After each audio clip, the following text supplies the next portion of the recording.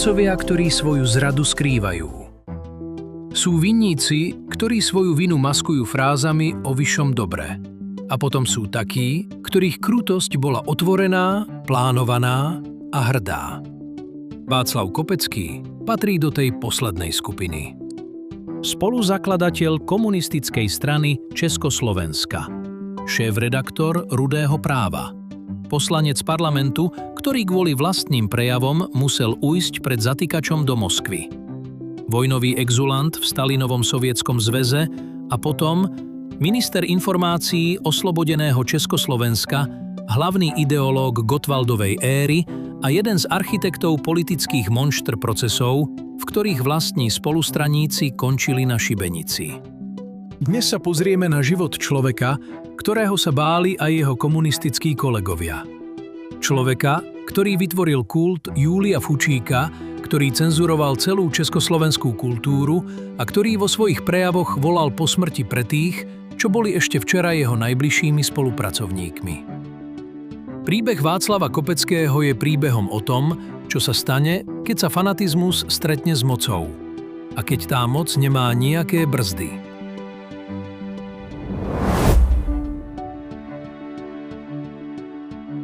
Václav Kopecký sa narodil 27. augusta 1897 v Kosmonosoch, malom mestečku nedaleko Mladej Boleslavy. Bol 13. dieťaťom drobného obchodníka a sokolského činovníka. 13. Predstavte si tú domácnosť. Chudobu, hlučnosť, súťaž o pozornosť, jedlo, miesto pri stole. Z tejto skromnej rodiny vyšiel mimoriadne nadaný chlapec. Vyštudoval gymnázium v Kosmonosoch a potom odišiel do Prahy študovať právo na Karlovej univerzite. V porovnaní s budúcimi kolegami vo vedení strany, vrátane samotného Klementa Gottwalda, získal nadpriemerné vzdelanie. Štúdia síce nedokončil, ale nadobudnuté znalosti dokázal celý život využívať vo svojich článkoch a prejavoch. Bol obratný polemik, ostrý rečník, schopný redaktor.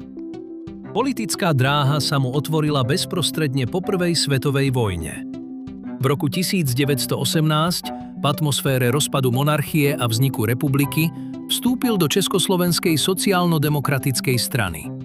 Bola to logická voľba pre mladého radikála zo skromných pomerov, no sociálna demokracia mu rýchlo prestala stačiť. V roku 1921 patril medzi zakladajúcich členov komunistickej strany Československa, ktorá vznikla odštiepením radikálnej ľavice od sociálnych demokratov. Mal vtedy 24 rokov. Pre Kopeckého to nebolo dočasné rozhodnutie. Bola to identita, ktorá ho mala definovať až do posledného dňa života.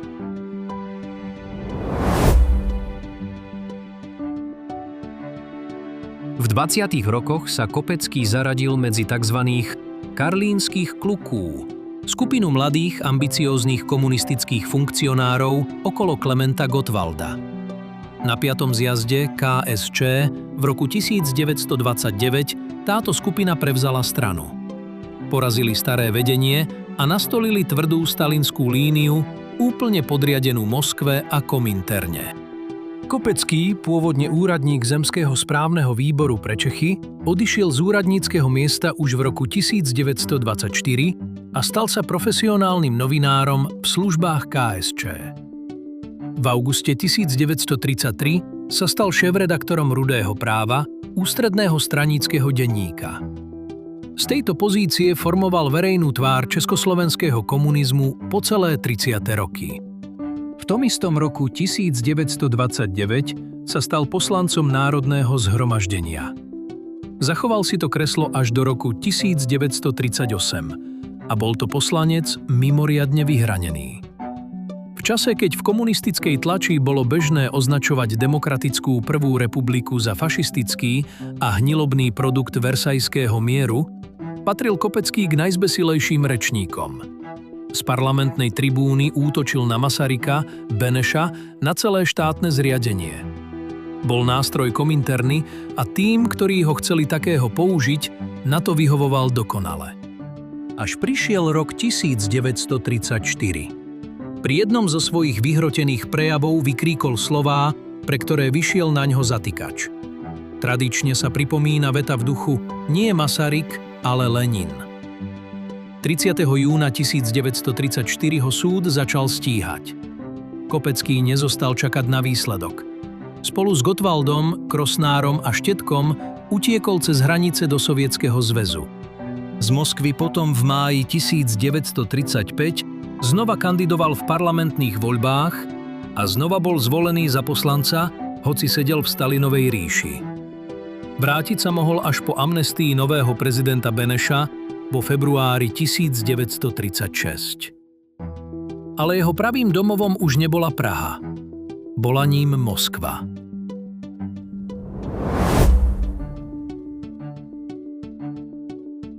Keď bola v októbri 1938 po Mníchove zastavená činnosť KSČ, Kopecký opäť emigroval do Sovietskeho zväzu. Tentoraz nadlho. Strávil tam celé vojnové roky 1939 až 1945 a tieto roky ho zmenili definitívne. V Moskve patril spolu s Gottwaldom a ďalšími významnými českými komunistami do tzv. Moskovskej skupiny KSČ, elitnej politickej rezervy, ktorú Stalin pripravoval na povojnovú vládu nad Československom.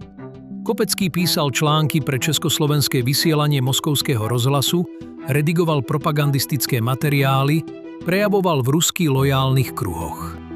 Ale udial sa aj iný posun. Počas pobytov v Sovietskom zväze, zvlášť v druhej polovici 30. rokov a počas vojny, nadviazal Kopecký kontakty s represívnymi zložkami sovietskeho aparátu. Z NKVD.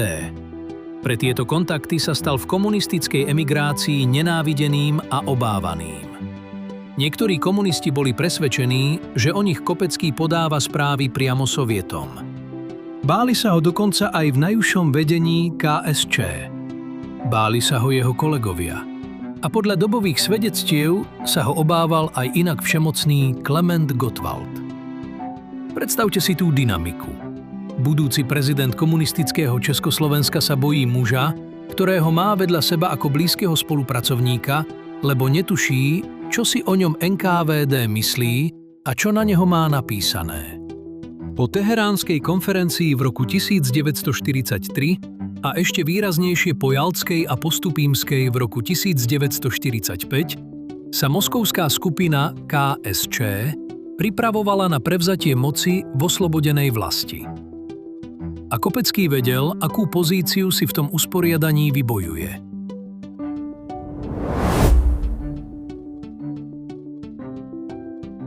...10. mája 1945, 2 dni po skončení vojny, sa Václav Kopecký vrátil do Prahy.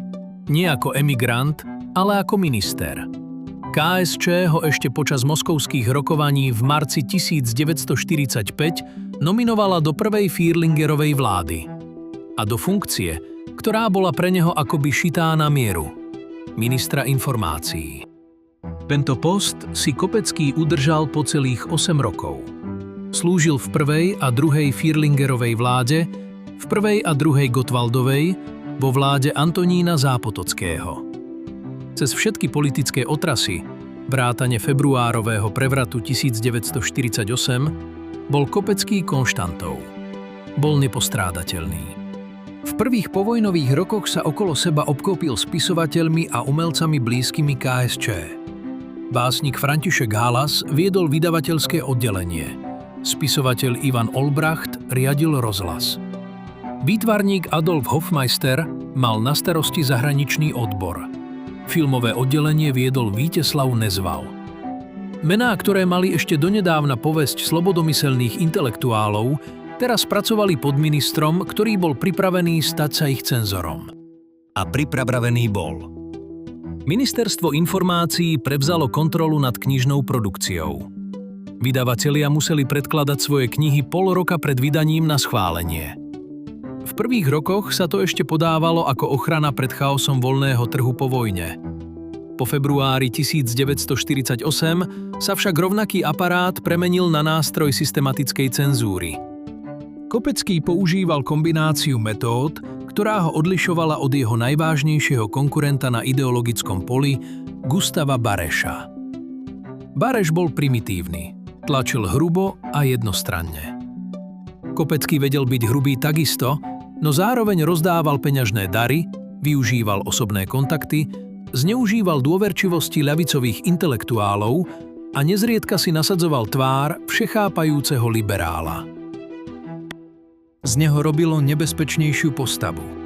Spolu so Zdeňkom Nejedlým sa stal hlavným nositeľom socialistického realizmu v československej kultúre.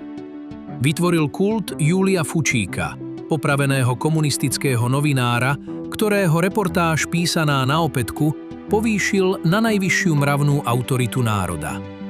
Presadzoval znárodňovanie filmu, kontrolu rozhlasu a postupnú elimináciu nestraníckeho tlačového trhu. V roku 1951 vydal knihu 30 let KSČ, ktorá nielen prepisovala dejiny, ale aj vytvárala ovzduší pre to, čo malo prísť, pre procesy.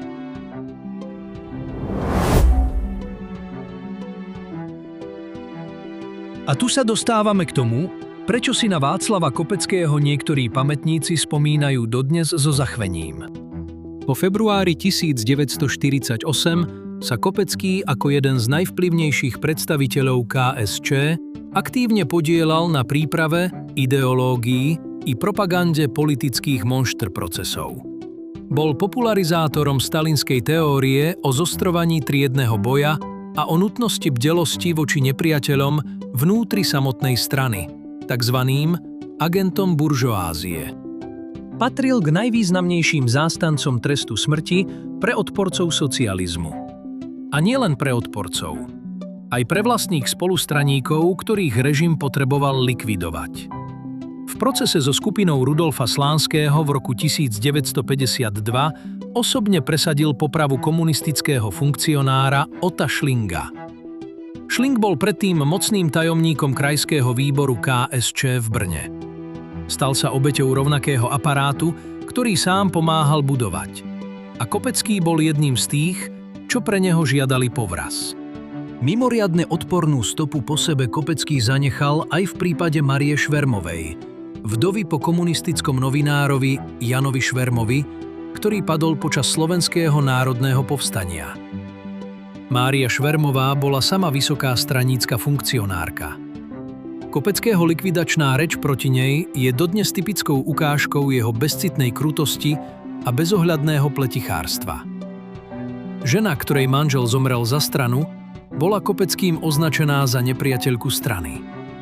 Nešlo o jediné prípady. Kopecký v 50. rokoch napádal aj svojich niekdajších úzkych spolupracovníkov. Tých istých umelcov, ktorých ešte donedávna obklopoval na ministerstve. Niektorí skončili vo väzeniach, iní v emigrácii, iní si vzali život. Kopecký pokračoval ďalej. V roku 1953, po Stalinovej a Gottwaldovej smrti, sa stal podpredsedom vlády a krátko aj ministrom kultúry. V septembri 1953 prvým podpredsedom vlády vo vláde Viliama Širokého. V decembri 1954 z vládnych funkcií odstúpil, ale v predsedníctve ústredného výboru KSČ zostal a stranícky vplyv si udržal. A tu sa Kopecký líši od mnohých svojich kolegov. Po roku 1956, keď Chruščov na 20. zjazde KSSZ otvorene odsúdil Stalinov kult osobnosti, väčšina komunistických režimov vo východnej Európe začala pomalý a opatrný proces destalinizácie. Kopecký nie. Bol nútený urobiť sebakritiku, pretože mu spolu s Karolom Bacílkom oprávnene pripisovali spoluzodpovednosť za obete 50. rokov. Sebakritiku urobil, ale len formálne. Vnútorne zostal stalinistom. Snažil sa udržať stranu v pozíciách Gottwaldovej éry aj v nových podmienkach. Patril k posledným zástancom Stalinovho pomníka v Prahe. V čase, keď už aj v samotnom sovietskom impériu bol tento pomník považovaný za neúnosnú prežitku. Václav Kopecký zomrel 5. augusta 1961 v Prahe na pľúcnu embóliu. Mal 64 rokov. Dostal štátny pohreb so všetkými poctami komunistického režimu. Na jeho počesť bolo v Prahe pomenované dnešné Štrosmajerovo námestie. Volalo sa Kopeckého námestie. Vydržalo to 7 rokov. Počas Pražskej jary v roku 1968 dostalo námestie svoj pôvodný názov späť. Pri Kopeckom, na rozdiel od mnohých iných postáv komunistickej éry, nie je morálna ambivalencia. Niet pochýb, že vedel, čo robí. Niet pochýb, že chcel, čo robil. Vo svojich pamätiach a prejavoch nikdy nenaznačil pochybnosti. Veril, že popravy odporcov sú správne, že cenzúra je správna, že kult Stalina je správny, že kto stojí proti strane, musí byť zničený. Niektorí historici v ňom vidia obyčajného fanatika. Človeka, ktorý sa ako dieťa zo skromných pomerov chytil veľkej idei a uveril jej do takej miery, že stratil schopnosť vidieť obete. Tento výklad ho čiastočne ľudsky vysvetľuje, ale nezbavuje viny. Iní v ňom vidia kalkulujúceho oportunistu, ktorý už v 30. rokoch pochopil, že cesta k moci vedie cez Moskvu a cez NKVD. Človeka, ktorý vedome budoval závislosť od sovietskeho aparátu a nasadzoval ju proti vlastnej krajine. A sú aj takí, ktorí Kopeckého považujú za jedného z najväčších vinníkov justičných vrážd 50. rokov v Československu. Muža, ktorému sa pripisuje priama morálna spoluzodpovednosť za smrť Ota Šlinga, aj za prenasledovanie Márie Švermovej a desiatok ďalších. Pravda je pravdepodobne kombinácia všetkého. Kopecký bol fanatik aj kalkulátor. Bol presvedčený o správnosti svojej veci a zároveň si dobre rátal moc a vplyv. A keď prišiel okamih, keď bolo treba volať po smrti pre niekoho, koho roky poznal, nezaváhal. Príbeh Václava Kopeckého je príbehom o tom, čo dokáže ideológia zmeniť v človekovi. Z 13. dieťaťa drobného obchodníka v Kosmonosoch sa stal muž, ktorého meno znelo na šibeniciach. Z mladého radikála, ktorý uveril v lepší svet pre robotníkov, sa stal cenzor a likvidátor. Pre jeho rodné Kosmonosy je dnes nepríjemnou spomienkou. Pre českú a slovenskú kultúru je výstrahou pred tým, čo dokáže urobiť ideológ, ktorý dostane do rúk celé ministerstvo. A pre obete 50. rokov, pre rodinu Ota Šlinga, pre Máriu Švermovú a mnohých ďalších, zostane mužom, ktorý krmil šibenice slovami. Niektoré viny dejiny odpúšťajú, niektoré nie. Napíšte do komentárov, ako to vidíte vy. Bol Kopecký fanatik, ktorý úprimne veril, alebo cynický kalkulátor, ktorý vedel, čo robí a robil to vedome? Mal by sa o ňom dnes učiť na školách, alebo si zaslúži zostať zabudnutý? A pripomína vám jeho príbeh ideológa, ktorý žiadal smrť pre vlastných spolupracovníkov, niekoho z dnešnej politiky? Ak vám táto epizóda dala niečo na premýšľanie, dajte palec hore. Pomáha to videu dostať sa k ďalším ľuďom. Ak ste tu prvýkrát, pridajte si odber. Pripravujem ďalšie príbehy z československých dejín 20. storočia. A zazvoňte na zvonček, aby vám neuniklo, keď sa nová epizóda pridá. Ďakujem, že ste pozerali. Vidíme sa na budúce.